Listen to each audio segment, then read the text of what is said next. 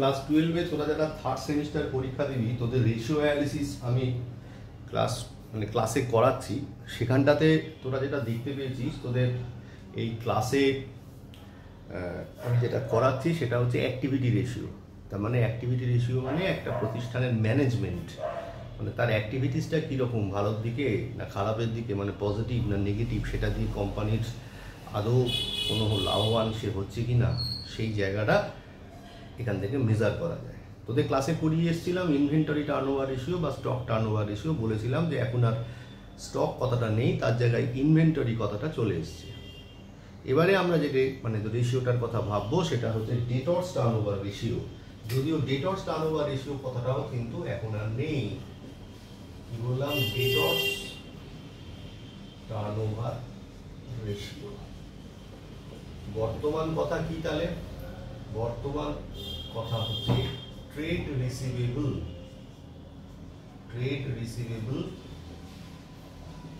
Turnover ratio. ঠিক আছে, তো এবারে আগে আমার জানা দরকার ট্রেড রিসিভেবল কথাটার মানে কি।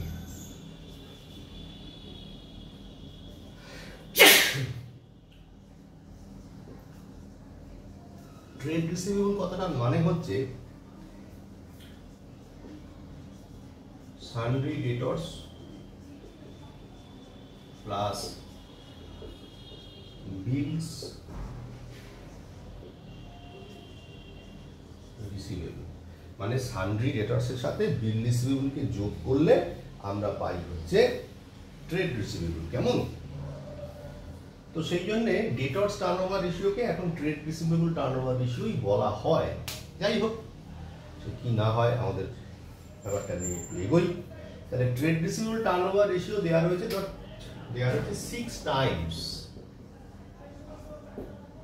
এই কথাটার মানে কি? এই কথাটার মানে হচ্ছে যে ডেটর্স বছরে তার মানে 6 বার ঘুরে, মানে 6 টাইমস তুই টাকা ধারে মাল বিক্রি করিস, টাকা আদায় হয়, ধারে মাল বিক্রি করিস, টাকা আদায় হয়, ধারে মাল বিক্রি করিস, টাকা আদায় হয়, এরভাবে 6 বার আদায় হচ্ছে। তাহলে যতবার আদায় হবে তত বিক্রি বাড়বে, তত তুই এটা দেখে বুঝতে পারবি যে একটা অর্গানাইজেশন, একটা প্রতিষ্ঠান বুম পিরিয়ডে যাচ্ছে না ডিক্লাইন পিরিয়ডে যাচ্ছে। ঠিক আছে, তাহলে এই হচ্ছে আমার ডেটর্স টার্নওভার রেশিওর সিগনিফিকেন্ট। এবার আসি ডেটর্স টার্নওভার রেশিওর ফর্মুলা। ডেটর্স টার্নওভার রেশিওর ফর্মুলা হচ্ছে annual credit sales divided by average, সংক্ষেপে লিখলাম অ্যাভারেজ ট্রেড ডেটর্স। কেমন? অ্যাভারেজ ট্রেড ডেটর্স মানে হচ্ছে opening debtors plus closing debtors whole divided by 2। ভুল বললাম, opening trade debtors plus closing trade debtors whole divided by 2। তাহলে opening trade debtors কোনটা? Opening sundry debtors plus opening bill receivable. Closing trade receivable কোনটা? Closing সানডি debtors plus closing বিল receivable. দুটোকে যোগ করে divide by 2 করলেই আমরা পেয়ে যাবো হচ্ছে অ্যাভারেজ ট্রেড ডেটর্স। ঠিক আছে, তো এখানেও অ্যাভারেজ ট্রেড ডেটর্স না বলে অ্যাভারেজ ট্রেড রিসিভেবল কথাটা বলাটাই বাঞ্ছনীয়, বইয়ে যদিও তা নেই।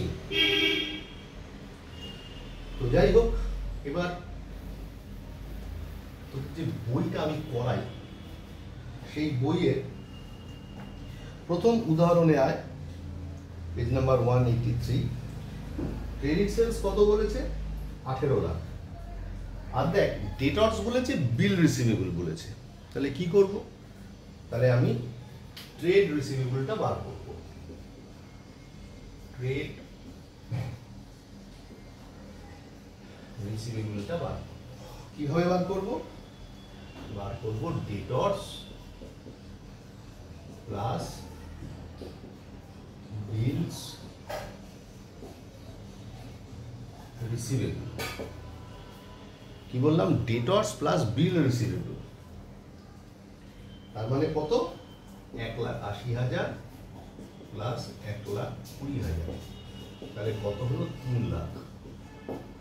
3 লাখ টাকা হচ্ছে আমার ট্রেড রিসিভেবল। তাহলে এটাই ওপেনিং, এটাই ক্লোজিং, যেহেতু দেয়া নেই মানে এটাই ওপেনিং ক্লোজিংকেই মিন করে নিতে হবে, কেমন? তাহলে ট্রেড রিসিভেবল বেরোলো 3 লাখ টাকা, হলো? তাহলে তোকে এখানে কি বার করতে বলেছে? তোকে এখানে বার করতে বলেছে debtors turnover ratio. Therefore debtors turnover ratio কি হবে? অ্যানুয়াল ক্রেডিট সেলস মানে কত? 18 লাখ, 1 2 3 4 5 ডিভাইডেড বাই 3 লাখ মানে কত হলো? 6 টাইমস হচ্ছে আমার ট্রেড রিসিভেবল টার্নওভার রেশিও। ঠিক আছে? তো এবারে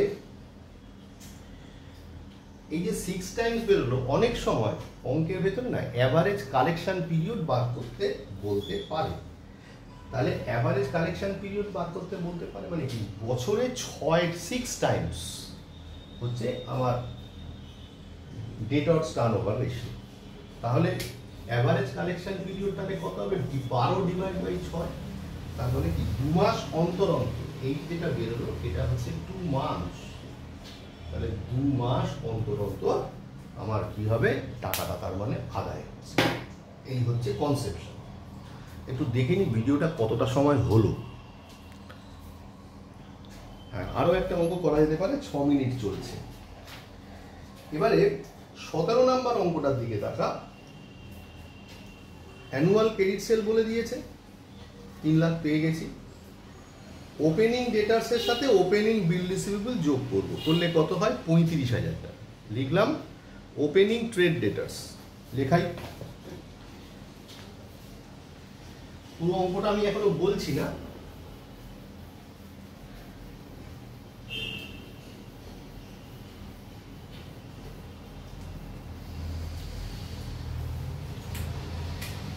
লিখলাম ওপেনিং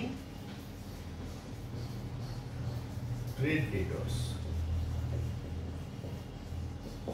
ওপেনিং ট্রেড ডেটার্স মানে কি হচ্ছে? ওপেনিং ট্রেড ডেটার্স মানে হচ্ছে ওপেনিং ডেটার্স হচ্ছে কি 25,000 আর ওপেনিং বিল রিসিভেবল 10,000, কত হলো? 35,000। ক্লোজিং ট্রেড ডেটার্স তাহলে কি হবে?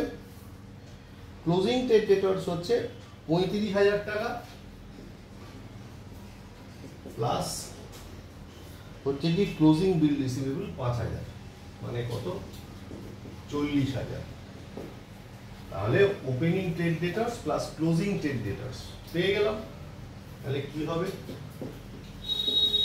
Average trade debtors 35,000 plus 40,000 divided by 2। ঠিক আছে?